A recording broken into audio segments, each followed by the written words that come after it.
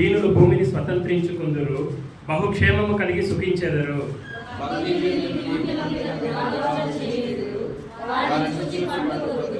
వారి కాలము వచ్చుచుండుట ప్రభువు చూచుచున్నాడు, వారిని చూచి ఆయన నవ్వుచున్నాడు.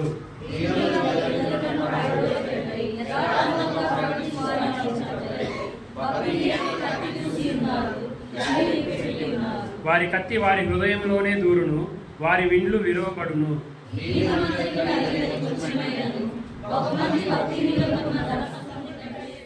అన్ని నామముల కన్నా పైనామం గల దేవా యేసయ్యా, నీ ఘనమైన పాదములకి వందనములు స్తోత్రములు చెల్లిస్తున్నావు ప్రభా. గత వారమంతా నీ రెక్కల చాటిన మమ్మల్ని భద్రపరిచి మేము చేసిన అపరాధ దోషములన్నిటినీ కూడా ప్రభా మీరు క్షమించి ప్రభా మమ్మల్ని నేటి వరకు నీ సన్నిధానంలో సజీవ లెక్కలో ఉంచిన విధానాన్ని బట్టి కూడా నేను ఎంతగానో స్తుతిస్తున్నాను ప్రభా. అయా మరొక దినాన్ని కూడా మీరు మాకు దయాకిరీటంగా ఇచ్చారు ప్రభా. అందుని బట్టి కూడా నీకు స్తోత్రములు చెల్లిస్తున్నామయ్యా. హల్లెలూయా, హల్లెలూయా. దేవునికి మహిమ కలుగుగాక. వచ్చిన దేవుని బిడ్డలైన అందరికీ హృదయపూర్వక ధన్యవాదాలు తెలియజేస్తున్నాను. దేవుడు గడిచిన వారమంతా కూడా కాపాడి భద్రపరిచినట్లు దేవుడికి స్తోత్రాలు చెల్లిస్తున్నాను.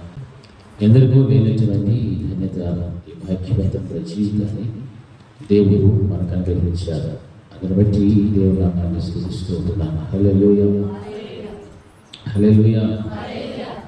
దేవునితో సహవాసం అనేటువంటిది మనం నిర్లక్ష్యం చేస్తే చాలా అనర్థాలు అనేటువంటివి ఎదురవుతాయి. చాలా కుటుంబాలకు క్షేమం ఉండదు, సమాధానం ఉండదు, సంతోషం ఉండదు అని. అది నా మాటలు కాదు, దేవుని మాటలు. ఎందుకు? దేవుడు ఎన్నో పర్యాలు ప్రతి ఆదివారమైన సమాజంలో కూడిత మానవు అని చెప్తున్నాడు. ఆదివారం కానీ మరలా మనకి ఎప్పుడు అవకాశం ఉన్నప్పుడల్లా మనం సమాజంలో కూడుకుంటూ దేవుడితో సహవాసం ఎంత ఎక్కువగా మనం చేస్తే అంత మనకు దీవెన ఆశీర్వాదం అనేటువంటిది వస్తుంది. మరి ఆ సహవాసం విషయంలో చాలామంది నిర్లక్ష్యం చూపెట్టేటువంటి వాళ్ళు ఉన్నారు. మరి ఎందుకు నిర్లక్ష్యం చూపెడతారో అది వారికే తెలుసు. ఎందుకు మనం వచ్చేది ఎవరి దగ్గరికి అంటే మనకు ప్రాణం పెట్టినటువంటి దేవుడు, మన కోసం ప్రాణం పెట్టిన వాడు, మనకు ప్రాణం ఇచ్చిన దేవుడు, రక్షణ ఇచ్చిన దేవుడు, ఆర్థికంగా ఇచ్చిన దేవుడు, కుటుంబాన్ని ఇచ్చిన దేవుడు, భార్యను, భర్తను, బిడ్డలను, ఉద్యోగాలు, వ్యాపారాలు, అన్ని లావాదేవీలు మనం బ్రతకడానికి, వ్యాపకాలు, ఆరోగ్యంగా ఉండటానికి అన్నింటిని కూడా అనుగ్రహిస్తున్నది ఎవరు అని అంటే మన దేవుడు. మరి దేవుని కోసము ఈ రోజున చాలామంది సమయాన్ని వెచ్చించడానికి చాలా ఇబ్బంది పడిపోతున్నారు. ఎంత ఇబ్బంది పడుతున్నారంటే అంత ఇబ్బంది. మందిరానికి రావడమే టైం తీసుకుంటూ మీకు ఎప్పుడు వదిలేస్తారు ఏమో అన్నటువంటి ఆలోచనతో వచ్చేవాళ్ళు కూడా లేకపోలేదు. బయట చూడండి, కొన్ని సంఘాలు ఉన్నాయి, ఉదయం 9 గంటలకు వెళ్తే సాయంత్రం 5 గంటల వరకు వాళ్ళు బయట రారు. అంతసేపు మందిరంలోనే ఉంటారు. ఏమన్నా ఉంటారు కదా చెప్తే ఉంటారు. మరి వాళ్ళు అంత శ్రమ పడుతున్నారు, అంతగా దేవుళ్ళు ఆనందిస్తున్నారు అంటే ఆ యొక్క ఆనందము, ఆ సంతోషము దేవుళ్ళు ఉన్నదని తెలుసు కాబట్టి అంతంత సమయాన్ని వారు వెచ్చిస్తూ ఉన్నారు దేవుడి కోసం. కానీ మన మందిరంలో కొంతసేపు మన గడపాలంటే ఎన్నో సాకులు, ఎన్నో మాటలు, ఎన్నో రకరకాలైనటువంటి ఆలోచన విధానంతో ఇక్కడికి వస్తాము. వేసేసి అలా వచ్చి కూర్చొని మనం వెళ్ళి వేసేసి. ఎందుకంటే కనీసము ఆదివారం దినాన ఆ ఒక్కరోజన్నా ఆదివారం క్రైస్తవులుగా మిగిలిపోయాలి. ఆ వచ్చేటువంటి ఆ దినమునైనా కొంచెం సమయాన్ని వెచ్చించుకొని కొంత సమయాన్ని దేవునితో గడిపితే ప్రశాంతంగా, అది మనకు ఆశీర్వాదం, అది మనకు దీవెన. ఎందుకు? నాతో సహవాసం చేస్తే మీకు మేలు కలుగుతుంది అని చెప్తారు, సమాధానం అని ఇస్తానంటారు. మరి మన ఇళ్ళలో సమాధానము లేదు, ఆశీర్వాదము లేదు, మేలు లేవు, సమాధానం ఏమీ లేవు. కానీ ఇచ్చేటువంటి దేవుడు ఉన్నాడు, ఆయన దగ్గరికి వెళ్దాం, ఆయనతో కూర్చున్నాము అనేటువంటి ఆలోచన, భయము, భక్తి అనేటువంటిది ఈ రోజున మనుషులకి లేదు. ఎందుకు అని అంటే మనకు సమాధానం లేదు, మన దగ్గర జవాబు లేదు. ఎందుకు ఈ విషయాలు చెప్తున్నారంటే మనం ఉన్నటువంటి దినాలు బహు చర్చట దినములు. రక్షణ పొందుకోవడానికి, రక్షించబడటానికి, దేవుని కృప పొందుకోవడానికి ఈ దినాలు ముగిసిపోతున్నటువంటి దినాలు. హల్లెలూయా. అంటే పరలోక రాజ్యమును స్వతంత్రించుకోవడానికి ఒక అవకాశం ఉంది కదా, ఆ అవకాశమును పొందుకోవడానికి దేవుడు ఇస్తున్న ఈ దినాలు త్వరలో ఏమైపోతున్నాయి? ముగించబడిపోతున్నాయి. ముగించబడబోయేటువంటి ఈ దినాలలో ప్రతి క్రైస్తవు దేవుడిని ఎరిగినా లేకపోతే ఎరగకపోయినా అందరికీ కూడా అవకాశము ఇక కొద్ది దినములు మాత్రమే ఉంది. ఈ కొద్ది దినాలలో మనం గనక సమయాన్ని సద్వినియోగం చేసుకోకపోతే మన వరకు పరలోక ద్వారములు తెరవబడబడు, మూసివేయబడతాయి. హల్లెలూయా, హల్లెలూయా. అక్కడ మూసివేయబడితే మనం ఇంతకాలం చేసిన ఉడతా పుడతా భక్తి కూడా వేసేసి అక్కడ తెరవబడాలి అంటే మన భక్తిని మనం ఏం చేసుకోవాలి? ఇప్పుడు అధికం చేసుకుంటూ రావాలి. ఇంకా ప్రార్థన చేయాలి, ఇంకా ధ్యానం చేయాలి, ఇంకా దేవుని సన్నిధిలో గడపాలి, ఇంకా దేవునితో సహవాసం అనేటువంటిది ఉండాలి అన్న ఆతృత, ఆసక్తి అనేటువంటిది సంఘంలో ఉన్న ప్రతి కుటుంబానికి కూడా చాలా చాలా అవసరము. హల్లెలూయా. రెండు చేతులు చెప్పాలి, హల్లెలూయా, హల్లెలూయా. చూడండి, పరిశుద్ధ గ్రంథంలో యెషయా గ్రంథము 43వ అధ్యాయం 2వ వచనంలో ఒక మాట చదువు. నేను నీకు తోడైనందును, నదులలో పడి వెళ్ళినప్పుడు అవి నీ మీద పొర్లి పారవు, నీవు అగ్ని మధ్యను నడుచున్నప్పుడు కాలిపోవు, జ్వాలలు నిన్ను కాల్చ జాలవు. హల్లెలూయా, హల్లెలూయా. గట్టిగా చెప్తాం, హల్లెలూయా, హల్లెలూయా. గత సంవత్సరం, అంతకు ముందు సంవత్సరాల్లో నేను ఈ వాక్యం చెప్పాను, కానీ ఇందులో ఒక భాగం మాత్రమే మనం ధ్యానం చేసుకోవాలి. గుర్తుందా ఎవరికైనా?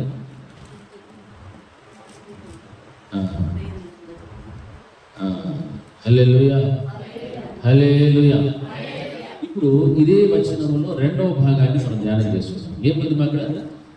నీవు అగ్ని మధ్యను నడుచున్నప్పుడు కాలిపోవు, జ్వాలలు నిన్ను కాల్చజాలవు. హల్లెలూయా. ఇక్కడ అగ్ని అనేటువంటిది దేవుని వాక్యానికి సాదృశ్యమే, లేకపోతే శ్రమలకు కూడా సాదృశ్యంగా కనిపిస్తుంది. మరి వాక్య భాగంలో మనం గమనిస్తున్నప్పుడు నీవు అగ్ని మధ్యన నడిచిపోతూ ఉన్నప్పుడు కాలిపోవు. దేవుని యందు విశ్వాసం, భయం, భక్తి, శ్రద్ధ, ఆయన ఇచ్చినటువంటి పరిశుద్ధత, రక్షణను కాపాడుకుంటూ వెళ్ళేటువంటి సందర్భాలలో ఒకవేళ దేవుని నిమిత్తం, దేవుని కొరకు మనం అనుభవించేటువంటి శ్రమలు, కష్టాలు, ఇబ్బందులు ఏవి ఎదుర్కొన్నప్పటికీ కూడా కొన్ని పర్యాలు విశ్వాసం ఏమవుతుంటారంటే అవిశ్వాసంలోకి వెళ్ళిపోవచ్చు, వెనకడుగు వేసేటువంటి పరిస్థితులు కూడా ఉంటాయి. దేవుడు మాకు ఏ మేలు చేయలేదు అనేటువంటి మాటలు కూడా మాట్లాడుతుంటారు. దేవుడు మా కుటుంబాన్ని చూడటం లేదు, దేవుడు ఏమీ చేయలేదని అనుకుంటారు. కానీ నిజంగా ఆ విధమైనటువంటి ఆలోచన విధానాన్ని విడిచిపెడితే మనం కలిగి ఉన్నటువంటి భక్తిని మనం ఎప్పుడైతే కాపాడుకుంటూ వస్తామో, మనం మంచిగా ఉన్నప్పుడు, భక్తిగా ఉన్నప్పుడు, పరిశుద్ధతను కాపాడుకుంటున్నప్పుడు శ్రమ అనేటువంటిది దేవుని నామము నిమిత్తము, దేవుని శ్రమలలో మనం పాలువారైనప్పుడు మనం ఎదుర్కొనేటువంటి ఆ సందర్భంలో వాక్యం ఏమని సెలవిస్తున్నది అంటే నీవు అగ్ని మధ్యన నడుచున్నప్పుడు కూడా నేను కాలిపోవు అని చెప్తున్నాను.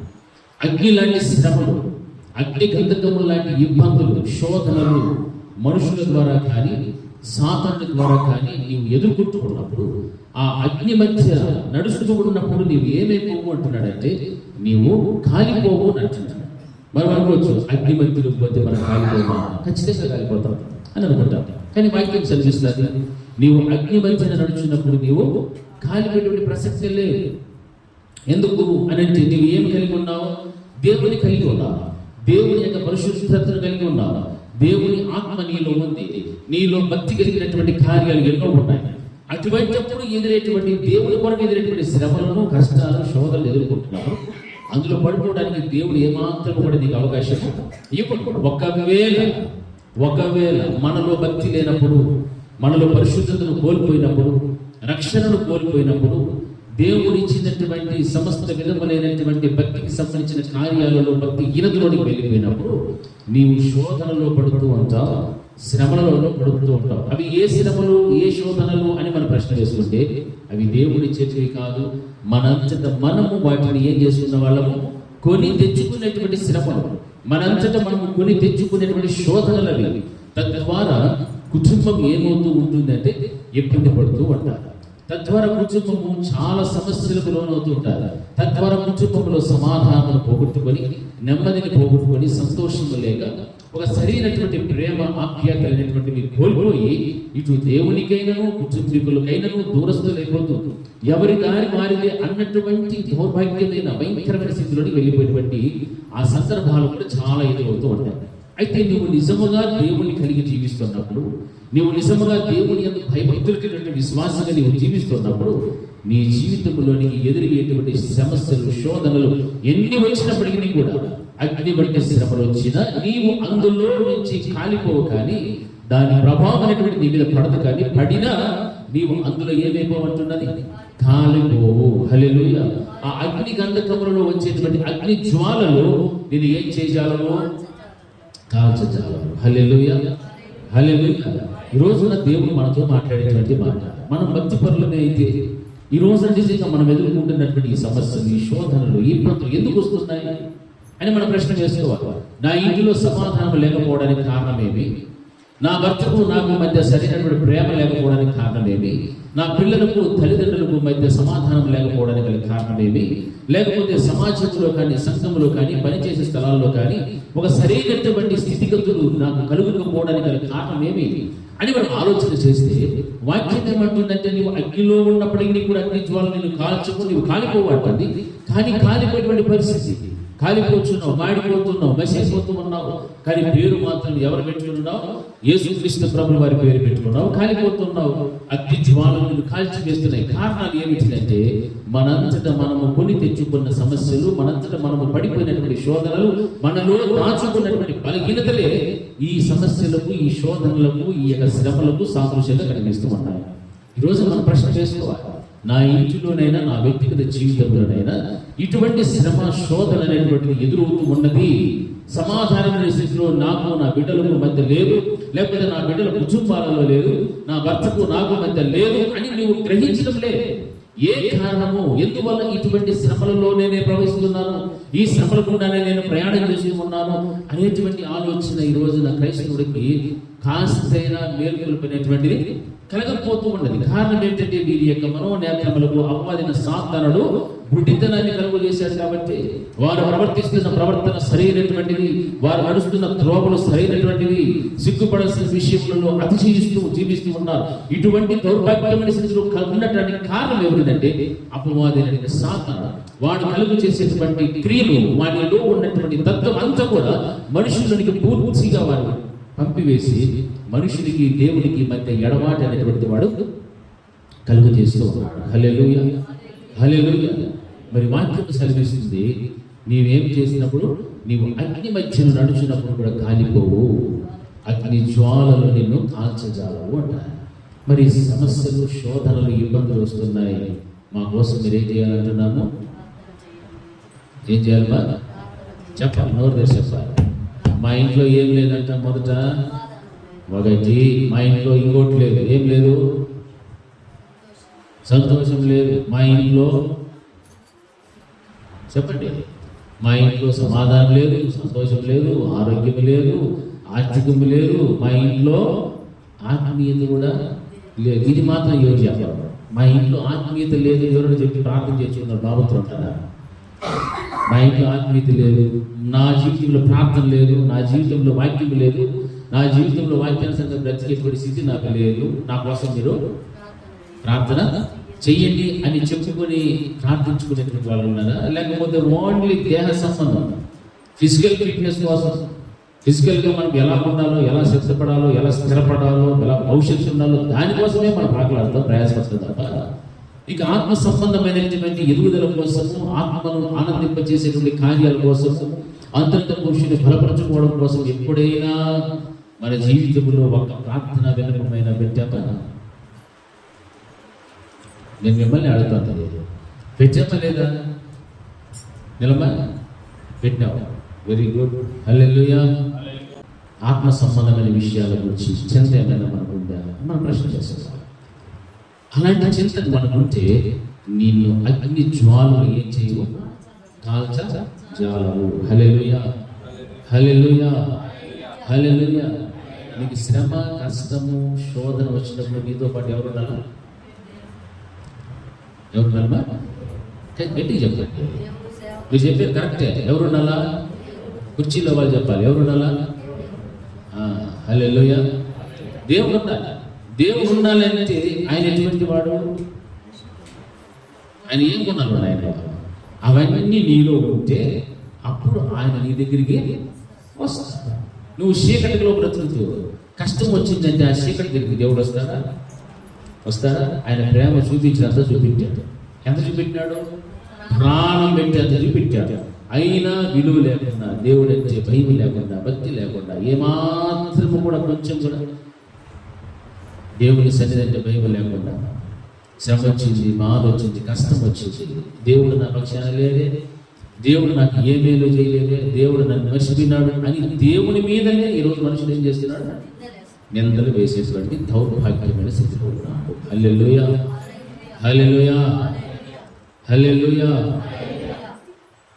మరి ఎటువంటిప్పుడు మనకు శ్రమ వచ్చినప్పుడు దేవుడు మనతో లేడు అని అంటే మన వ్యక్తిగత జీవితం దేవుడి దృష్టికి సరిగా లేకపోవడం. మరి వాక్యానుసారంగా మనం జీవించాలి అన్నప్పుడు, వాక్యానుసారంగా జీవిస్తున్నప్పుడు దేవుని కార్యాలు కూడా జరుగుతాయి. మన వాక్యానికి విరుద్ధంగా బ్రతకచ్చు.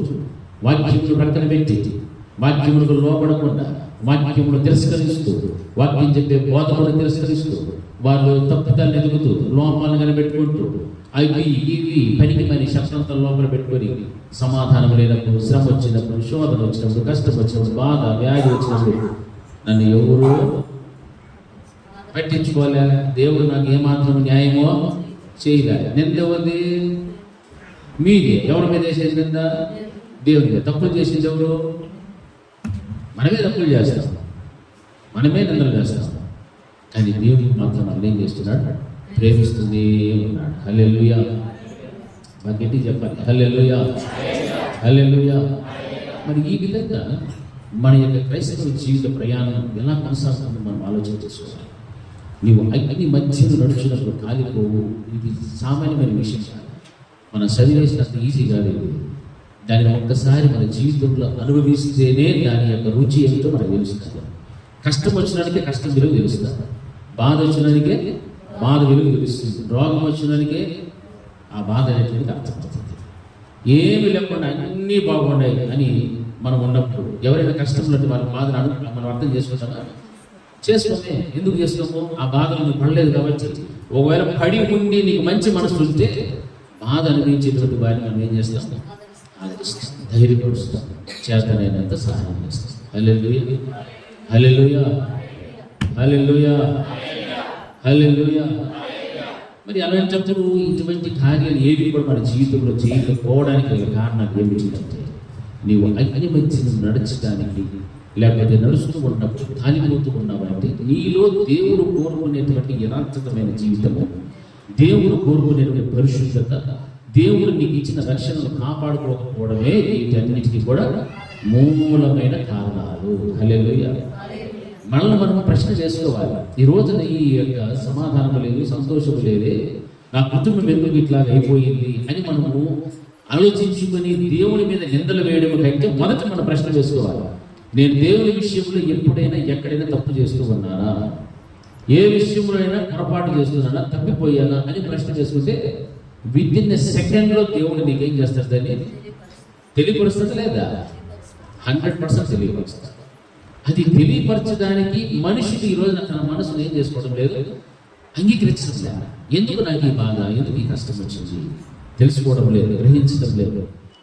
పాపాలు చేస్తూనే పోతున్నాడు, తప్పులు మీద తప్పులు చేస్తూనే పోతున్నాడు, బలహీనతలు శోధన సమస్య వస్తాయి, అన్నీ వస్తాయి. ఏం కారణం అంటే నువ్వు చేసేటువంటి పని మానుకోలేదు కాబట్టి ఇవి కూడా మానకుండా వస్తా ఉన్నాయి. హల్లెలూయా, హల్లెలూయా. అందుకే పరిశుద్ధ గ్రంథంలో మనం గమనిస్తే దానియేలు గ్రంథంలో 3వ అధ్యాయం 25-26 వచ్చిన ఒకసారి చదవండి. అందుకు రాజు, నేను 4 మనుషులు బంధకములు లేక అగ్నిలో సంచరించుట చూచుచున్నాను, వారికి హాని ఏమీ కలుగలేదు. 4వ వాని రూపము దేవతల రూపమును పోలినదని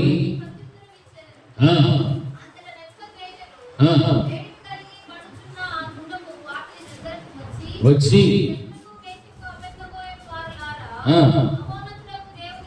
మహోన్నతులకు దేవుని సేవకులారా బయటకు వచ్చి నా యొద్దకు రెండని పిలువగా షడ్రకు మేషకు అబేద్నెగో ఆ అగ్నిలో నుండి బయటికి వచ్చేది. హల్లెలూయా. ఎట్టి చెప్పాలి హల్లెలూయా, హల్లెలూయా.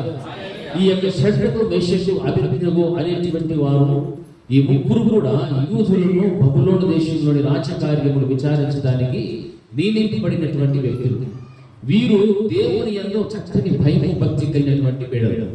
అయితే అక్కడ ఉన్నటువంటి ఆ బబులోను దేశంలో కొంతమంది వారు ఏర్పాటు చేసినటువంటి ఒక ప్రతిమ, దానికి అందరూ కూడా పూజ చేయాలి అనేటువంటి ఆ యొక్క శాస్త్రాన్ని తీసుకొచ్చినప్పుడు ఆ శాస్త్రం ముద్రించబడిన తర్వాత వీరు దేవుని యందు భయము భక్తి కలిగినటువంటి వారు కాబట్టి ఆ ప్రతిమకు పూజ చేయకుండా ఏమాత్రం కూడా భయపడినటువంటి పరిస్థితిలో ఉన్నప్పుడు అలాగే ఎవరైతే చేయగలుగుతారో వారికి కలిగేటువంటి శిక్ష ఏమిటంటే మండుచున్నటువంటి అగ్ని గంధకములలో వారిని పడవేయాలి. ఇది రాజు యొక్క ఆజ్ఞ అయిపోయారు. అయితే షడ్రకు మేషకు అబేద్నెగోలు ఒక ఉన్నతమైన స్థానమును కలిగి జీవించినప్పటికీ కూడా వారు దేవుని యందు ఉన్నటువంటి భక్తిని భయమును వారు విడిచిపెట్టగా వాక్యము సెలవించి దిద్దిగా వాక్యానుసారంగానే వారు బతుకుచూ ఉన్నారు. అయితే ఈ కుట్ర చేసేటువంటి ఈ మనుషుల ద్వారా వీరికి ఏ శిక్ష విధించబడి ఉన్నది అని అంటే ఆ అగ్ని గంధకములో వేయబడేటువంటి శిక్ష వీరికి కూడా వేసేశారు. అయితే రాజు చూస్తూ ఉన్నాడు, అగ్ని గంధకములలో వేయబడినటువంటి ముగ్గురుతో పాటు మరొకరు అక్కడ కనిపిస్తున్నారు. ఆ యొక్క నాలుగో వ్యక్తి ఏమై ఉన్నాడు అంటే ఆ రూపాన్ని గురించి మాట్లాడుతున్నాడు. ఏమంటున్నాడు? దేవతల రూపము బట్టి వాడు కూడా అక్కడ వారితో పాటు అగ్ని గంధకములో తిరుగుతూ ఉన్నాడు. హల్లెలూయా, హల్లెలూయా. బాగా గట్టిగా హల్లెలూయా, హల్లెలూయా. వేయబడిందేమో షడ్రకు మేషకు అబేద్నెగోలు, కానీ ముగ్గురుతో పాటు ఇంకెవరున్నారు? దేవుని యొక్క దూత కూడా అందులో సంచరిస్తూ ఉంది. హల్లెలూయా. నీవు అగ్ని జ్వాలలు నీవు కాల్చజాలము, నీవు కాలిపోవునంటే నీవు కాలిపోకుండా ఉండడానికైనాను నీవు అగ్ని జ్వాలలు నీవు కాల్చకుండా ఉండాలంటే నీతో పాటు ఎవరు ఉండాలా? నీ దేవుని కాపుదలు కదా. నీ దేవుడు నీ కంచు పెట్టినటువంటి ఒక దూత నీ కోసము పక్కలో నిలబడాలి. హల్లెలూయా, హల్లెలూయా. ఇప్పుడు మనందరికీ దేవుడు ఒక దూత పెట్టాడు లేదా? నాకు పెట్టాడు దూతని. ఇప్పుడు చెప్పండి చూద్దాం. నాకున్నది దూత. ఇప్పుడు చెప్పండి ఎంతమందికి నా చుట్టూ దూత ఉన్నాడు? మీ అనుమానాలు పాడిగలి. హల్లెలూయా. దూత లేకపోతే మీరు క్షేమంగా ఉంటారా? బతికొట్టారు. బట్టగట్టే వాళ్ళైనా ఇంటికా నుంచి వచ్చే వాళ్ళ క్షేమంగా. దూత ఉంటేనే నువ్వు అగ్నిలో పడినప్పుడు నువ్వు కాలిపోవు. హల్లెలూయా. ఎన్నోసార్లు మనం అనుకుంటుంటాం కదా, కొంచెంలో కొంచెమే తగ్గిపోయాం, లేకపోతే ఈ పాటికి అని. యెహోవా యందు భయభక్తులు గలవారి చుట్టూ ఆయన దూత కావలిగా ఉండును అని వాక్యం ఉందా లేదా? ఉంది. ఇప్పుడు మన చుట్టూ దూత ఉండాలంటే మనకి ఏమై ఉండాలా? భయము భక్తి కలిగి ఉండాలి. షడ్రకు మేషకు అబేద్నెగోలు దేవుని యందు భయభక్తులు కలిగినటువంటి వారు కాబట్టి వారు అగ్ని గంధకములలో వేయబడినప్పటికీ కూడా వేయబడినటువంటి ముగ్గురుతో పాటు నాలుగో వ్యక్తి ఉన్నాడు. ఆ వ్యక్తి ముఖమును గురించి రాసేమన్నాడంటే దేవతల ముఖము ఆ రూపము కలిగినటువంటి వారు కూడా ఒకరు తిరుగుతూ ఉన్నారు. హల్లెలూయా. అందుకే వారు ఏమీ కాల్చబడలేదు, కాలిపోలేదు. అగ్ని జ్వాలలు వెళుతూ ఉన్నాయి, బాగా దగ్గర పడుతున్నాయి, కానీ వారు ఏమాత్రం వెంట్రుకలు కూడా కాలిపోలేదు. ఎందుకు? వారి మధ్యలో ఎవరున్నారు? దేవుని దూత. హల్లెలూయా. నీవు శ్రమలలో ప్రయాణిస్తున్నప్పుడు, శోధనలో ఉన్నప్పుడు, భయంకరమైన విపత్తులు నీవు ఎదుర్కొంటున్నప్పుడు నీ దగ్గర దేవుడు ఎవరిని పెడతాడు? ఖచ్చితంగా 100కి 100 నీకంటూ నీవిచ్చిన ఆ దూతే నేనేం చేస్తాడు? కాపాడుతాడు. హల్లెలూయా. ఆ దూతే కనుక లేకపోతే మనం ఎప్పుడుకో ఎక్కడికో ఏమో అయిపోయేటువంటి పరిస్థితులు.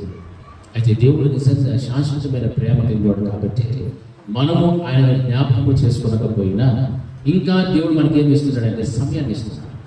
ఈ రోజైనా, రేపైనా, ఎల్లుండైనా నా యందు భయభక్తులు కలిగి జీవిస్తారేమో, నా మాటలను అనుసరించి దైవుని వాటి ప్రకారంగా బ్రతుకుతారేమో అని దేవుడు ఇంకా కొంచెం గడువు ఇస్తూ పడుతున్నాడు. ఆ గడువును నువ్వు తీసుకుంటున్నావు, కానీ ఇచ్చిన సమయాన్ని వృధా చేసుకోకుండా దానిని సద్వినియోగం చేసుకుని దేవునికి లోబడి జీవిస్తే నీవు అగ్నిలో వేయబడినప్పటికీ కూడా అగ్ని మధ్యలో నడిచినప్పటికీ కూడా నీవు కాలిపోవు. హల్లెలూయా, హల్లెలూయా. ఆ అగ్ని జ్వాలలు నిన్ను కాల్చజాలు. ఎందుకునంటే నీవు దేవుని పెట్టాడు, దేవుని కుమారుడు, దేవుని కుమార్తె. దేవుడు నీ పట్ల శ్రద్ధ కలిగి ఉన్నాడు. నీవు ఆయన మీద విశ్వాసం వచ్చినావు కాబట్టి ఆయన నీకు నిత్యము కూడా ఎలా ఉంటాడు?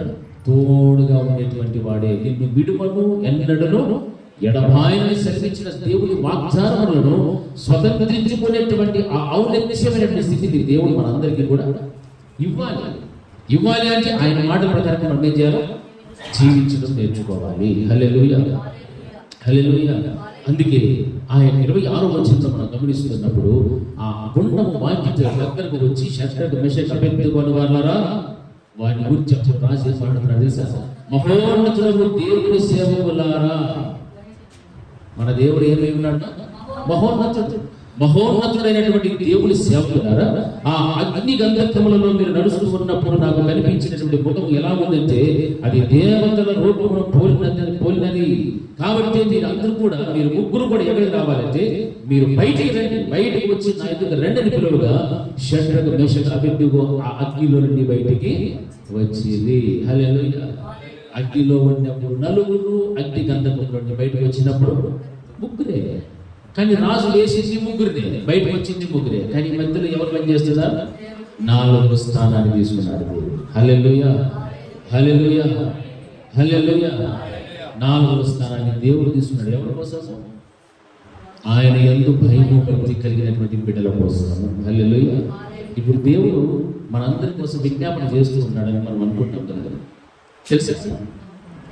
ఎవరి కోసం విజ్ఞాపన చేస్తాడు దేవుడు? ఎవరి కోసము?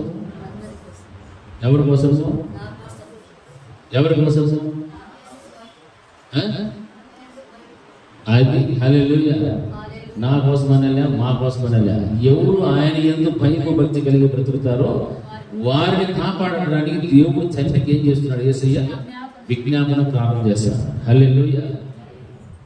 నిజమంటారా కాదంట? నిజమంటారా? ఎందుకు?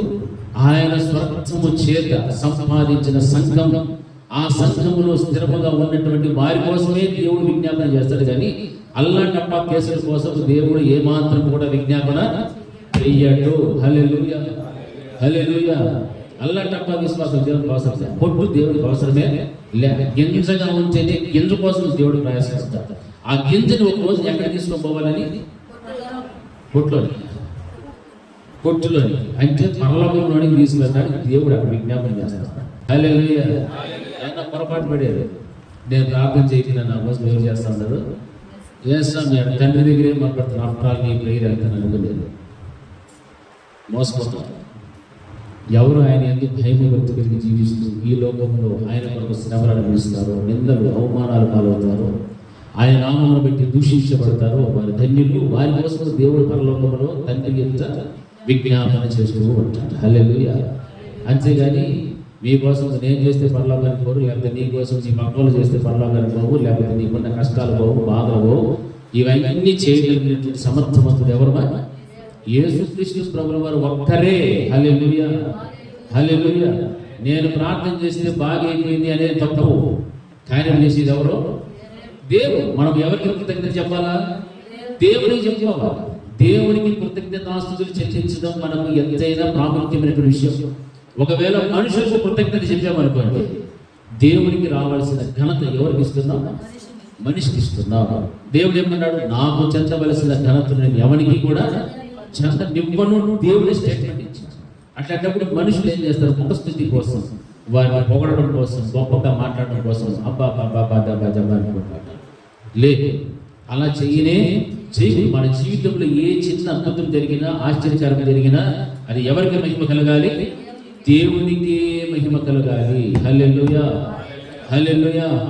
దేవునికి మహిమ కలగాలి. అందుకే ఇక్కడ దేవుని గురించి అదేమంటున్నాడంటే, మహోన్నతుడకు దేవుని సేవకులారా బయటికి రండి, నా యొద్దకు రండి అంటున్నాడు. మరలా ముగ్గురే వచ్చినారు బయటికి.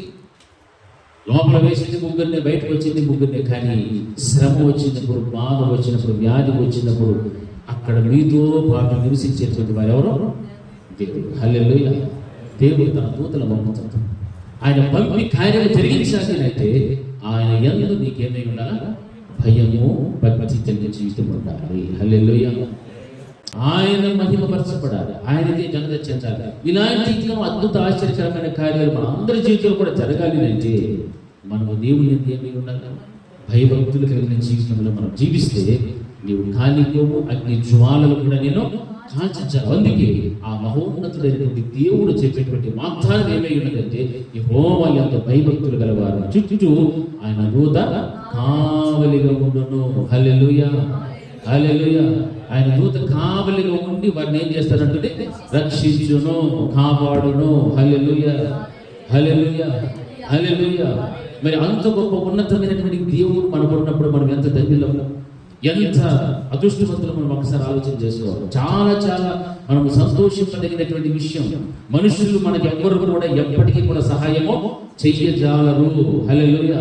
మనకున్న వ్యాధిని బట్టి, శ్రమను బట్టి, కష్టాన్ని బట్టి హేళన చేస్తారే తప్ప, మన గురించి ఇంకా 10 మందికి చెడుగా మాట్లాడుకుంటారే తప్ప, దేవుడు ఒక్కడే మన బాధను అర్థం చేసుకునేవాడు, మన కష్టాన్ని అర్థం చేసుకునేవాడు దేవుడే.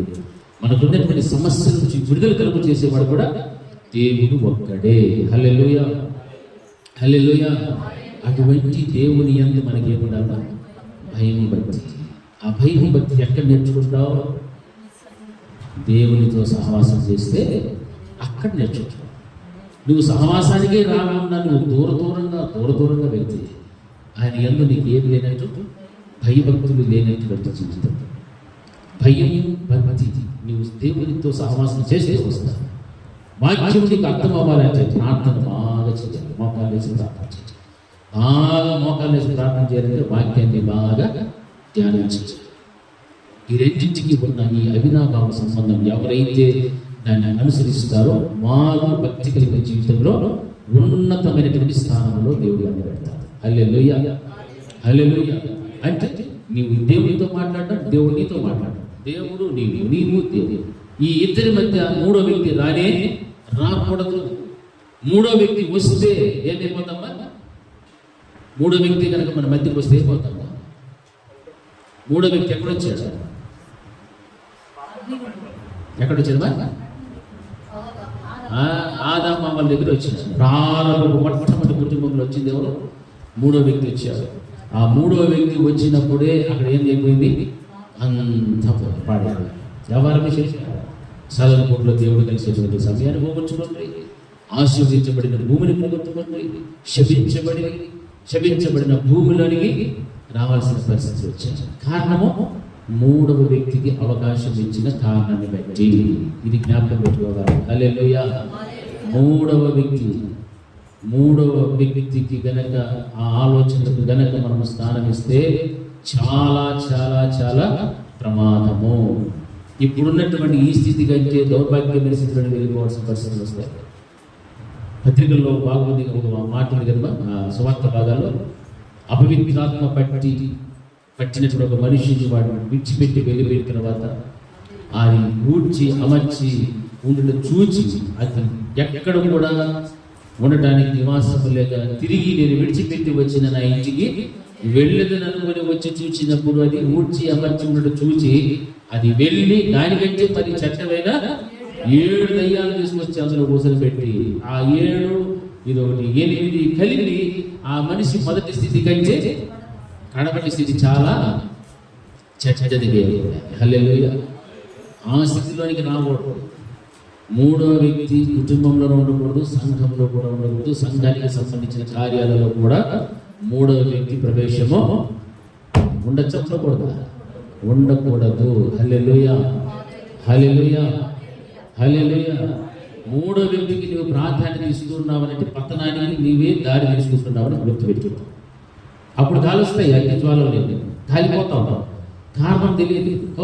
ఎందుకు కాలిపోతున్నా, ఎక్కడ కాలింది, అక్కడ కాలింది, ఎక్కడెక్కడో కాలుతూ ఉంటుంది. ఏం కారణం అంటే అగ్ని జ్వాలలు ఏం చేస్తున్నాయి? పక్క పడితే అక్కడ కాల్చి పడేస్తావు. నీవు మూడో వ్యక్తికి ప్రాధాన్యత ఇస్తావు, మూడో వ్యక్తిని అనుసరిస్తున్నావు. మూడో వ్యక్తిని గురించినటువంటి ఆలోచనలు ఉన్నాయి, కానీ దేవుని గురించిన ఆలోచన నీలో లేవు. నీవు దేవుడు, దేవుడు నీవు తప్ప వేరొక ఆలోచన, వేరొక మనిషి ప్రభావం నీ మీద ఎంత మాత్రము కూడా పడకూడదు. హల్లెలూయా. ఇది జ్ఞాపకం పెట్టుకోవాలి. కుటుంబంలో కానీ, కుటుంబ విషయాలలో కానీ, సంఘము కానీ, సంఘము విషయాలలో కానీ మూడవ వ్యక్తి అనేటువంటిది ఏమాత్రము కూడా ఇందులో ప్రవేశించడానికి వీలే లేదు. మీరు కూడా మూడవ స్థలంలోనికి వెళ్ళటానికి అవకాశము ఇవ్వకూడదు. జాగ్రత్త గుర్తుపెట్టుకోండి. ఎందుకంటే మన కుటుంబాన్ని మనం ఎలా కాపాడుకుంటామో సంఘాన్ని కూడా అలాగే కాపాడుకుంటూ రావాలి. వలయము వలె ఉండాలి. ప్రతి విశ్వాసం కూడా వలయము వలె పని చేయాలి. యూదయ, సమరయ, గలిలయ అనేటువంటి పదాలకు అర్థం అదే. కావలి కాస్తూ ఉండాలి, వలయము వలె ఉండాలి. ఈ విధమైనటువంటి ఆలోచన విధానం సంఘంలో ప్రతి విశ్వాసి కూడా కలిగి ఉన్నప్పుడే సంఘము నానాటికి ఏమవుతూ ఉంటుంది, అభివృద్ధి చెందుతూ ఉంటాయి. నువ్వు ఎటు పడితే అటు వెళుతూ ఉంటే అగ్ని జ్వాలలు నేనేం చేస్తూ వస్తాయి, కాలుస్తూ వస్తాయి. కాలిపోతున్నారని చెప్తారు మళ్ళా వచ్చి. ఎవరు కారణం? ఎవరైతే ఆ విధమైన ప్రవర్తన ఆలోచించిందో వారే. కాబట్టి దేవుని యొక్క మాటలు నిర్లక్ష్యం చేయడానికి ఎంత మాత్రం సాహసమో చేయకూడదు. ఎవరు కూడా చేయలేదు. దయచేసి చెప్తున్నాను. నా ప్రియమైనటువంటి దేవుని ద్వారా షడ్రక్, మేషక్, అబేద్నెగోను రాజు అంటున్నాడు, మహోన్నతుడైన దేవుని సేవకులారా బయటికి వచ్చి నా దగ్గర రండి అని చెబుతున్నాడు. బయటికి రండి అంటే అప్పుడు ఆయన అర్థమైపోయారు. నేను చేసినటువంటి ఈ పూజలు, నేను చేస్తున్నటువంటి ఈ ప్రతిమ, ఇవన్నీ కూడా పనికిరానివి, వ్యర్థమైనటువంటి. అయితే వీరు నమ్మినటువంటి దేవుడే నిజమైన దేవుడు, లోకరక్షకుడు అనే సత్యాన్ని అక్కడ దేవుడు వారి ద్వారా కనబరుస్తూ ఉన్నాడు. హల్లెలూయా. ఈరోజు మన ద్వారా ఒక దేవునికి మంచి సాక్ష్యం కలగాలి. నీ ద్వారా సాక్ష్యం రావాలి అన్యుల మధ్య. అంతేగాని నీవే అన్యుల వల్ల ఇటు ఆడొక్కాలు ఈడొక్కాలు వేసుకొని ఏమేమో చేసుకుంటా దేవుడు కావాలి, దైవం కావాలి అంటే దేవత ఉంటే నిన్ను బట్టి సాక్ష్యం వస్తుంది దేవుడు ఎదుట. కొన్ని దేవుడు నీ గురించి ఏమైనా మంచి మాటలు చెప్పగలుగుతాడా? చెప్పలేడు. దావీదు గురించి చెప్పాడు, దావీదు నా హృదయానుసారి దేవుడు చెప్తున్నాడు.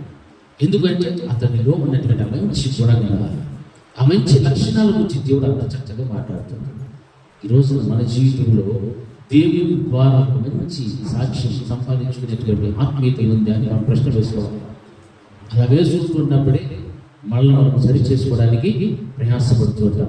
అందుకే కీర్తనలు 91:15 ఒక మాట రాయబడింది, అతడు నాకు మొరపెట్టగా నేను అతనికి ఉత్తరం ఇచ్చేదను, శ్రమలో నేను అతనికి తోడైనను, అతన్ని విడిపించి అతని గొప్ప చేసేదను. హల్లెలూయా, హల్లెలూయా. మనకు శ్రమ వచ్చినప్పుడు మొరపెట్టి ఆ దేవుడు మనకేం చేయాలి? అతడు దేవుడు మనకేం అయిపోతాడు? తోడై ఉండను. హల్లెలూయా. మనం విడిపించి గొప్ప చేసేదను. హల్లెలూయా. ఆ కార్యం జరగాలి. మనం మొరపెట్టినప్పుడల్లా కూడా దేవుడు మనకు తోడైపోవాలి. అయ్యో నా కుమార్తె, నా కుమారుడు మొరపెడుతున్నాను, ఏ కష్టం వచ్చింది, ఏ బాధ వచ్చింది, ఏ శ్రమ వచ్చింది, ఏ శోధన వచ్చింది, దేనిని బట్టి వచ్చింది, దేవుడు చూచి మనం ఏం చేస్తాడు? మనకు తోడుగా ఉండటానికి ఆయన ప్రయాసపడతాడు. హల్లెలూయా.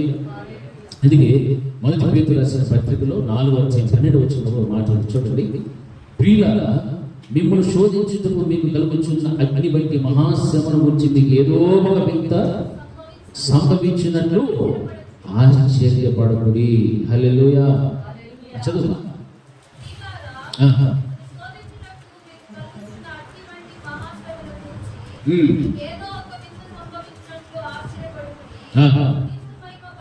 క్రీస్తు మహిమ బయలుపరచబడినప్పుడు మీరు మహా ఆనందముతో సంతోషించు నిమిత్తము క్రీస్తు శ్రమలలో మీరు పాలువారైనంతగా సంతోషించుడి. హల్లెలూయా, హల్లెలూయా. తర్వాత ఇంటికి వెళ్ళి చదవండి. చివరి 19వ వచనం వరకు కూడా ఎంత అద్భుతమైనటువంటి మాటలు అక్కడ రాయబడి ఉన్నాయి.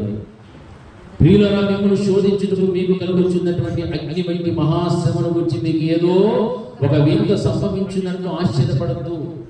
దేవుడు చెప్తున్నటువంటి మాట, క్రీస్తు యొక్క మహిమ బయలుపరిచేటువంటి ఆ దినమున, ఆ సమయమున మీరు ఎలా ఉంటారంటే మహా ఆనందముతోను సంతోషముతో సంతోషించు నిమిత్తము క్రీస్తు శ్రమలలో మీరు ఏమి ఉన్నట్లు పాలువారైనంతగా సంతోషించుడి అని చెప్తున్నాడు. ఈ మాటలు ఎవరు వర్తిస్తాయి అంటే దేవుని యందు భయం భక్తి కలిగి జీవిస్తూ దేవుని కొరకు నిందలు, అవమానములు, శోధనలు, సమస్యలు వచ్చినప్పుడు వారి గురించి దేవుడు మాట్లాడే మాట ఏంటంటే, దేవుని యొక్క మహిమ అనేటువంటిది బయలుపరుస్తూ ఉన్నప్పుడు ఆ బయలుపరచబడినటువంటి దినమున మీరు మహానందంతో సంతోషించే నిమిత్తమే క్రీస్తు శ్రమలలో మీరు పాలువారై ఉన్నంతగా మీరేమై ఉండాలంటున్నాడు, సంతోషించుడి. ఏదో వింత జరుగుతుందని ఆశ్చర్యపోవద్దు. కుటుంబానికి ఏమైపోతుందని భయపడవలసిన అవసరం లేదు. నిన్ను విడువను ఎన్నడూ ఎడమాయని సెలవించినటువంటి దేవుడు, అటువంటి గొప్ప ఉన్నతమైనటువంటి దేవుడు మనతో ఉన్నప్పుడు నిజముగా మనము దేనికి కూడా భయపడవలసిన అవసరము లేదు. క్రీస్తు మహిమ బయలుపరచబడినప్పుడు మహానందముతో సంతోషించు నిమిత్తము క్రీస్తు శ్రమలలో మీరు ఏమై ఉన్నారని పాలువారి ఉన్నంతగా సంతోషించుడి. ఈ మాటలతో మనము ఆదరింపబడాలి. అయ్యో ఈరోజు నాకు శ్రమ వచ్చింది, బాధ వచ్చింది, కష్టం వచ్చింది, పర్వాలేదు, ఇది దేవుని కొరకు, ఇది దేవుని శ్రమలలో నేను ఏమవుతున్నాను, ఇప్పుడు పాలిభాగస్తుడిగా పాలిభాగస్తులుగా అవుతున్నా. ఒక రోజున నాకు దేవుడు ఏమిస్తాడంటే మహానందము, సంతోషము, ఇవన్నీ కూడా దేవుడు నాకు ఇస్తాడు. ఈరోజు దుఃఖపడవచ్చు, ఈరోజు కన్నీరు విడవచ్చు, కానీ ఒక రోజున దేవుని యొక్క మహిమ గల కార్యాలను చూస్తున్నప్పుడు, రుచి చూసేటువంటి ఆ దినమున నీవు ఎంతగా ఆనందిస్తావో, ఎంత సంతోషిస్తావో, ఆ సంతోషానికి హద్దులు అనేటువంటివి ఉండవు. హల్లెలూయా. దీన్ని మనం జ్ఞాపకం పెట్టుకోవాలి. అలా జ్ఞాపకం పెట్టుకోవాలంటే దేవుని యందు మనకు ఉన్నటువంటి విశ్వాసము బలంగా ఉండాలి. చిన్న శ్రమ వస్తే, కష్టం వస్తే అవిశ్వాసం మనం వెళ్ళిపోకూడదు. దేవుడు నాకేమి చేయలేదని అనుకోకూడదు. దేవుడు నన్ను విడిచిపెట్టేసేది అనుకోకూడదు. ఎన్నెన్నెప్పుడు ఆయన విడిచిపెట్టేవాడు కానే కాదు. హల్లెలూయా, హల్లెలూయా. విడిచిపెట్టాడు దేవుడు. ఎందుకు? ఆయన ప్రకారంగా జీవిస్తున్నాము, ఆయన మాటలు వింటున్నాము, ఆయన బిడ్డలుగా బ్రతుకుచున్నాము, కుమార్తెలు బ్రతుకుతుంటే మన కష్టం వస్తే దేవుడు విడిచిపెట్టాడా? విడిచిపెట్టాడు. మన బిడ్డలకి కష్టం వస్తే, బాధ వస్తే మనం విడిచిపెట్టేస్తాడా?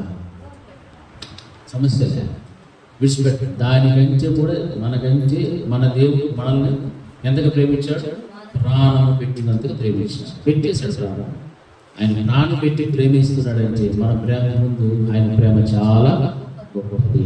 హల్లెలూయా, హల్లెలూయా. ఆ గొప్పదైనటువంటి ఆ ప్రేమ పొందుకోవడానికి మన వంశీగా మనం ఏం చేస్తుండాలి? ఆయన ఎందుకు భయం భక్తి కలిగి చూపిస్తూ ఉండాలి. చూడండి, 2వ తిమోతికి రాసినటువంటి పత్రిక 4వ అధ్యాయము 17వ వచనంలో ఒక మాట రాయబడింది. చదవండి. 4:15.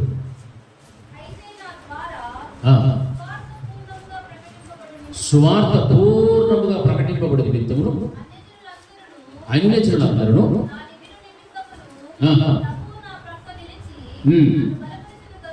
కనుక నేను సింహము నోట నుండి తప్పింపబడి తిని. హల్లెలూయా, హల్లెలూయా.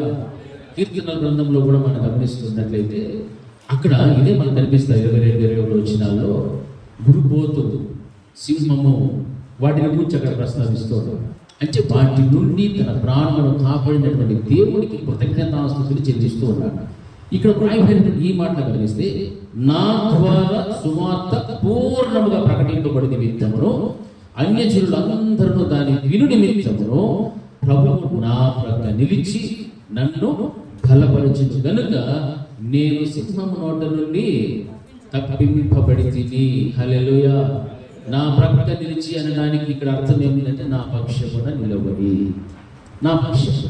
అపోస్తలుడైనటువంటి పౌలుగా రాస్తున్నటువంటి కీర్తనకారుడు రాస్తున్నటువంటి ఈ మాటల్లో గురుపోతు, సింహమును గురించి అక్కడ మాట్లాడుతున్నాడు. ఇక్కడ తిమోతి పత్రికలు కూడా అదే మాట మనం గమనిస్తున్నాడు. ఎందుకు తన ప్రాణమును కాపాడాడు, సింహము నోట నుండి తప్పించెను అనేటువంటి మాట మనం గమనిస్తున్నప్పుడు, దేవుడు తన ద్వారా సువార్తను పూర్ణముగా ప్రకటింపబడి నిమిత్తముగాను, ఆ తర్వాత అన్యజనులందరూ కూడా దానిని విను నిమిత్తమును ప్రభు ఎక్కడున్నాడు? నా పక్షమున ఉన్నాడు. హల్లెలూయా. కొన్ని పర్యాలు మనకు కష్టం వచ్చినప్పుడు, బాధ వచ్చినప్పుడు, శ్రమలు వచ్చినప్పుడు దేవుడు మన పైన ఒక ప్రణాళిక పెట్టుకుంటున్నాడు. ఒక ఆలోచన, ఒక ఉద్దేశాన్ని దేవుడు కలిగి ఉంటాడు. మరి భక్తుల విషయంలో దేవుడు కలిగిన ప్రణాళిక ఏమిటిందంటే, ఆయన ద్వారా ఏం చేయాలని? సువార్త అనేటువంటి పూర్ణంగా ప్రకటింపబడి నిమిత్తము ప్రకటించబడేటువంటి ఆ సువార్త అన్యులందరూ కూడా విను నిమిత్తమును సింహము నోట నుండి నన్ను దేవుడు ఏం చేసినాడు? తప్పించెను. హల్లెలూయా. ఈయన బ్రతికుండాలి. ఈయన బ్రతికుంటేనే అన్యులకు ఈయన ద్వారా ఏం వెళ్తారు? సువార్త వెళ్తారు. సువార్త వెళ్ళడమే కాదు, వెళ్ళినటువంటి సువార్త వినేటువంటి ప్రతి వాడు కూడా ఏం చేయాలా? వినాలి. హల్లెలూయా. అంటే ఈ శ్రమ సింహము నోట్లో పడితే ఎట్లుంటుందా? సింహం నోట్లో పడితే మనకు ఎట్లుంటుంది? సంతోషంగా ఇంకా నోరు తిరిగిపోతా లోపల పెట్టాను. ఎట్లా ఉంటుంది? యోనా గారు ఎక్కడ ఉన్నారు? చేపడుగులో ఎట్లుంటుంది? పైనుంచి ఏం పెట్టింది? సూట్ బెడ్రూమ్ లాగా ఉంటుంది. ఎట్లుంటుందా? మంచి బెడ్రూమ్ దేవుడు అరేంజ్ చేసి ఉంటాడా యోనాకి? లే, షాప్లో ఏమేమి ఉంటాయి చెప్పండి. ఫస్ట్ ఏముంటాయి? హల్లెలూయా. భయంకరంగా ఉంటుంది వాసన. మనం బాగా తింటాం, చేయి వాసన చూసుకుంటే తుడు అనుకుంటుంది. తినే నోటికి మాత్రం రుచిగా ఉంటుంది, కానీ చేతికి మాత్రం చాలా వాసన, ముక్కుకి అసలు పడతాం, అంత వాసన వస్తుంది. చేప కడుపులో ఇంకా ఏముంటాయి? ముళ్ళు ఉంటాయి. ఆ ముళ్ళు మధ్యలో మన అడుగు పోయిపోయింది. ఎట్లుంటుందా? అందుకే ఉపద్రవములో నుండి నేను దేవునికి మొరపెట్టి తిని. యోనా పట్ల దేవుడికి ప్రణాళిక ఉందే లేదా? ఉంది.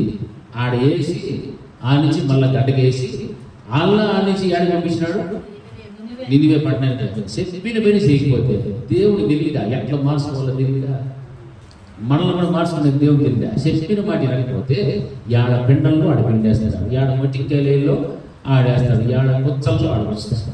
హల్లెలూయా, హల్లెలూయా అని ఎన్ని చెప్పు. హల్లెలూయా, హల్లెలూయా.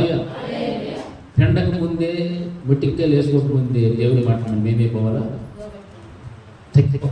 అనుసరించి వెంటనే స్వామి నువ్వు చెప్పిందే చేస్తా తండ్రి. చర్చికి ఎగరవడం, సహవాసంగా రాకుండా మానము, ప్రార్థన చేయకుండా మానము, వాక్యం ధ్యానించకుండా మానము, ఇవన్నీ మనం నేర్చుకుంటే దేవుడు మనం శిక్షించాల్సిన అవసరం లేదు. నా పట్లైనా నీ పట్లైనా దేవుడికి ఒక ప్రణాళిక ఉంది. ఆ ప్రణాళిక నెరవేర్చబడటానికి దేవుడు ప్రయాసిస్తే మనం ఏం చేస్తాము? అడ్డదాము తప్పుతాం, ఏటపోతాం, ఏమేమో చేస్తాం. ఎవరైనా నీ సంఘంలో వెళ్ళా, ఈ సంఘంలో నువ్వు ఏం చేయాలో ఆ పని చెయ్యి. ఈ సంఘం కోసం నువ్వు కావాలి, ఈ సంఘంలో నువ్వు నిలబడాలి, స్థిరమైన స్తంభం బ్రతకాలి.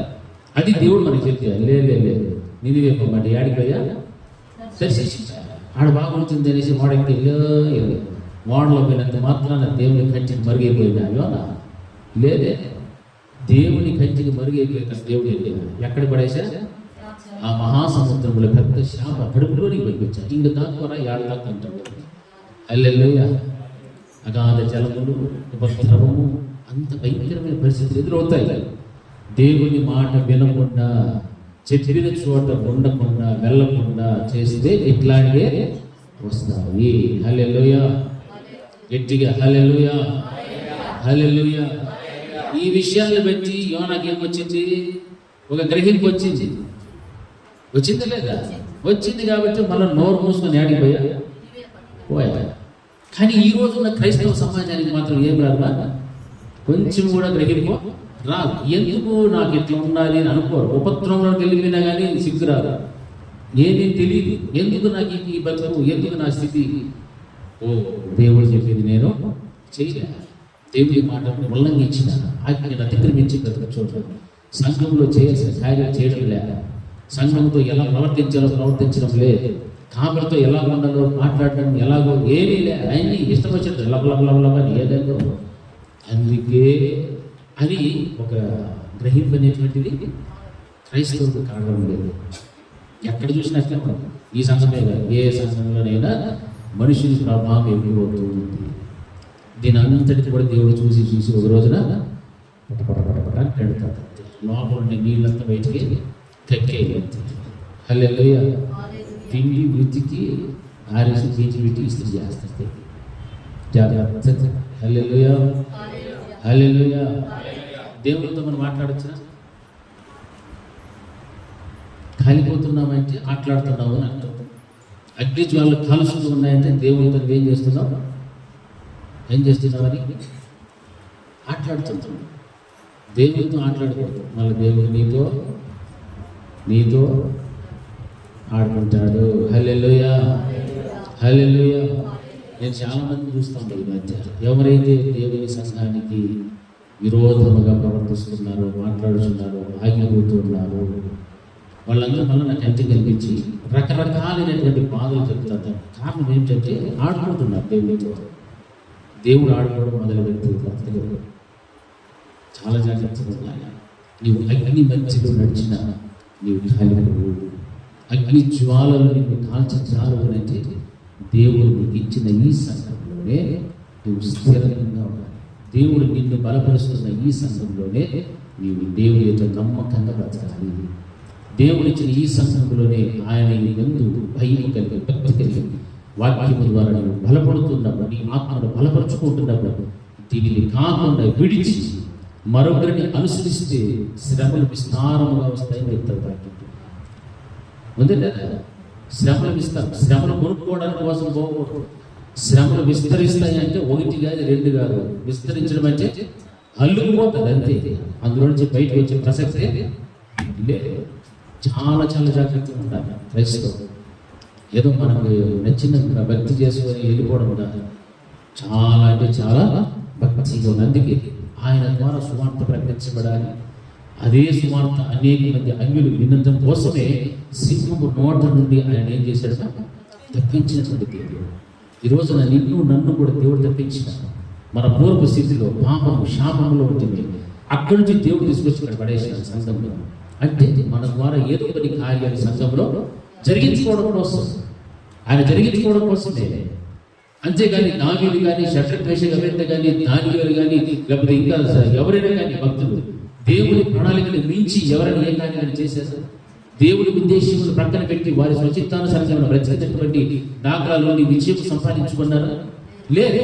మరి ఈ రోజున క్రైస్తవ జీవితంలో అయ్యో మేము కాలిపోతున్నాం, అగ్ని జ్వాలలా కాల్చబడిపోతున్నాయి, కాల్చేస్తున్నాయి మా బ్రతుకులు, అవి ఇవి సమాధానం సంతోషం నెమ్మది ఏమీ లేదు.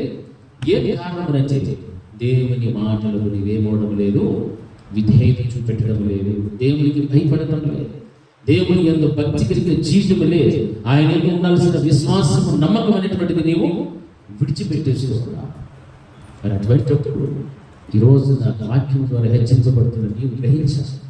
ఎందు నిమిత్తము నా ఇంటిలో నా వ్యక్తిగత జీవితంలో ఈ విధమైన సమస్యలు తలెత్తుతూ ఉంటాయి.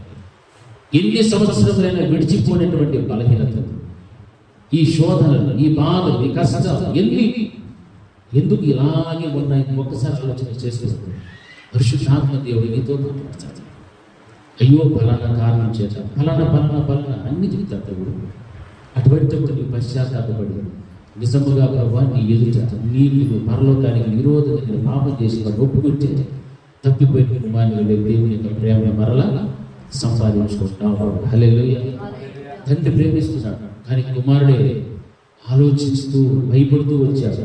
తండ్రి చూచాడు, దూరాన నుండి పరిగెత్తుకుంటూ పోయి వాడి మెడ మీద ముద్దు పెట్టుకొని కౌగిలించుకొని వాడి ఇంటి చేర్చుకుంటాడు. అది తండ్రి ప్రేమ. దేవుడి ప్రేమ అంత గొప్ప ఉన్నతమైనటువంటిది. ఆ ఉన్నతమైనటువంటి ప్రేమ నీవు కలిగి ఉండాలి.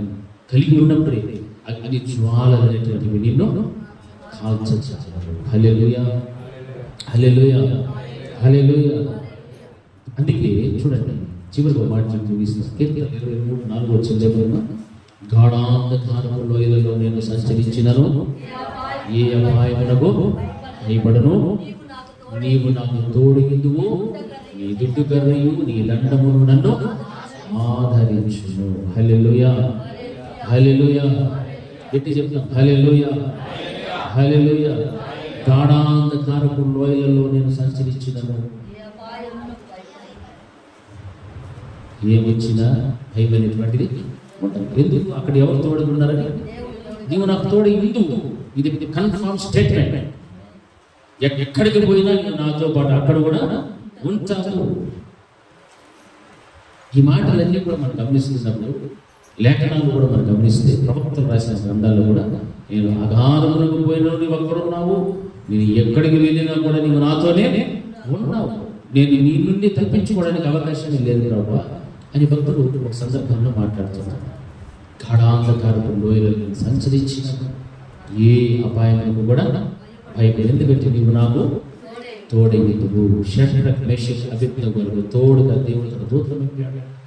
దానియేలు సింహాల గుహలో వేస్తే దేవుడు తన దూతను పంపాడు. అగ్ని మధ్య నువ్వు నడుస్తున్నప్పుడు కూడా నేను కాల్చాలని దేవుడు చెబుతున్నాడు. ఏ కారణం బట్టి? నీలో ఉన్నటువంటి భయభక్తులు కలిగిన జీవితం బట్టి మాత్రమే, నీలో ఉన్నటువంటి యథార్థ ప్రవర్తనను బట్టి మాత్రమే, నీలో ఉన్నటువంటి పరిశుద్ధతను బట్టి, నీకు దేవుడిచ్చిన రక్షణను కాపాడుకుంటున్నటువంటి విధానాన్ని బట్టి, నీ జీవితంలో ఉన్నటువంటి విశ్వాసాన్ని బట్టి మాత్రమే ఇటువంటి గొప్ప గొప్ప అద్భుత ఆశ్చర్యకరమైన కార్యాలు నీవు చూడగలుగుతావు. హల్లెలూయా, హల్లెలూయా.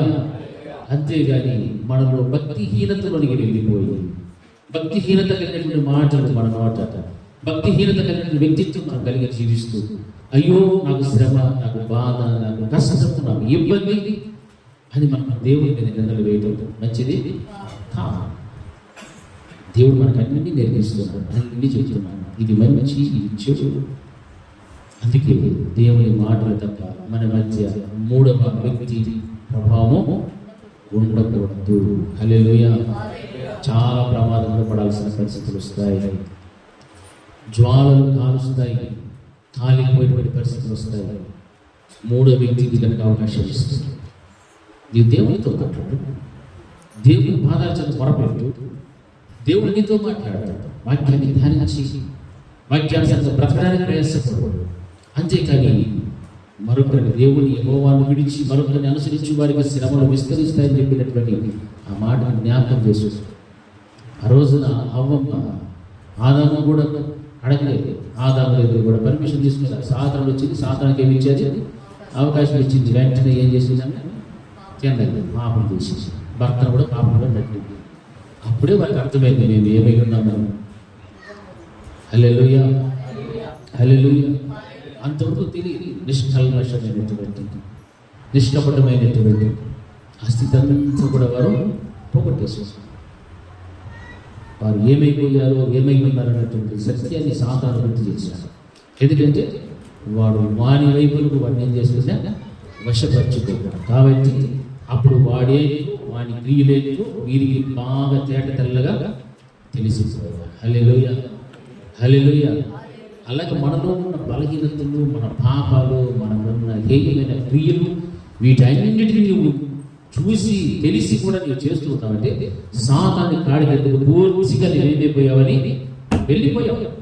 సాతాను కాడికి వెళ్ళిపోతున్నావు. కాబట్టి ఇటు సంఘానికైనాను, ఇటు కుటుంబానికైనా ప్రయోజనం లేకుండా, ఎంత మాత్రం కూడా దేవుడిని సంతోషం పెట్టలేనటువంటి స్థితిలో ఉంటూ అగ్ని జ్వాలలను కాలుస్తున్నాయి, నేను కాలిపోతున్నానని చెప్పుకుంటూ ఇతరుల ప్రార్థన యాచిస్తున్నావే కానీ నీ అంతటి నీవు ప్రార్థన చేసుకునేటువంటి ఆ స్థితి కూడా నీ జీవితంలో ఈ రోజున లేదు.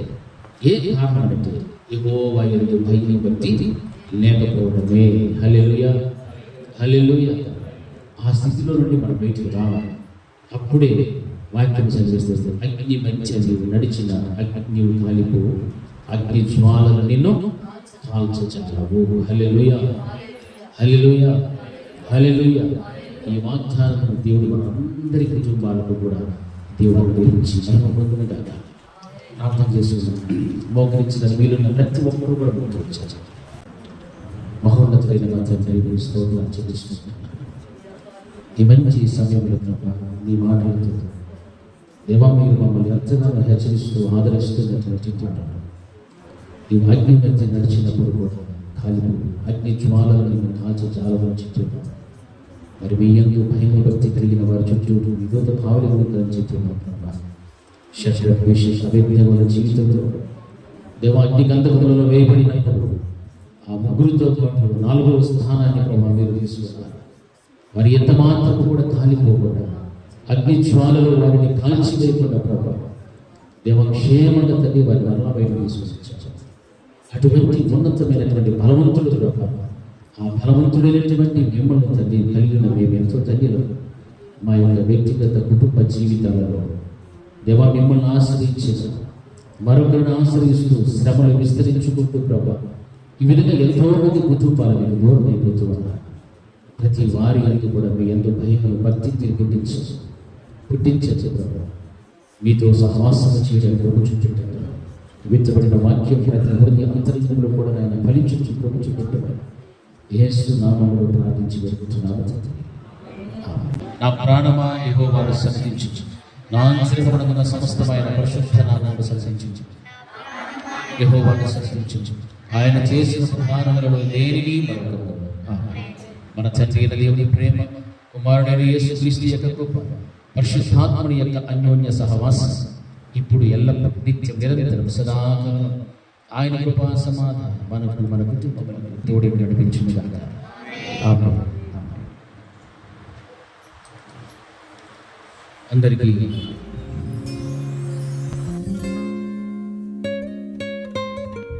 హోరేబు కొండపై మండే పొద నుండి మోషేతో మాట్లాడేనే, బలిపీఠముపై అగ్నిని కురిపించి మహిమను కనుపరచేనే.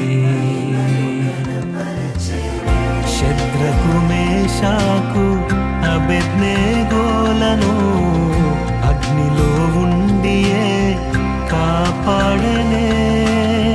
నరకపు మంట నుండి నన్ను రక్షించిన అగ్నినేత్రాల నా యేసయ్యా. సాధ్యము కానిది ఏదియు లేదే, అన్నీ సాధ్యమే యేసులో. సాధ్యము కానిది ఏదియు లేదే, అన్నీ సాధ్యమే క్రీస్తులో. నన్ను బలపరచు యేసునందే నేను సర్వము చేయగలను. నన్ను స్థిరపరచు క్రీస్తునందే నేను సమస్తం చేయగలను. సాధ్యము కానిది